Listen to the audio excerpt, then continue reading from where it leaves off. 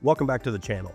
In today's episode of Pole Barn 101, we're diving into a topic that's critical to keeping your pole barn comfortable and energy efficient: the R value of insulation.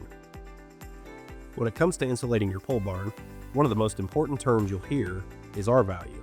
But what does it mean and why does it matter? R value is a measurement of thermal resistance, or how well material resists heat flow.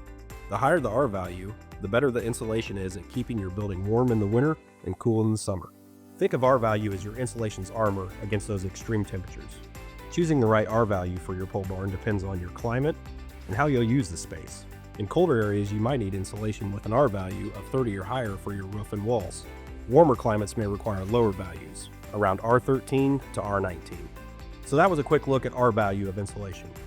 For a deeper dive into insulation and the R values, be sure to click the link in the description, and that's going to take you to our blog on this topic. If you enjoyed this video, don't forget to like and subscribe for more post-frame content. Be sure to stay tuned for the next video in this series. We're going to cover the 4 types of pole barn insulation. If you have any comments or questions, please leave them in the comments section below. Thanks for watching, and always remember, build with confidence.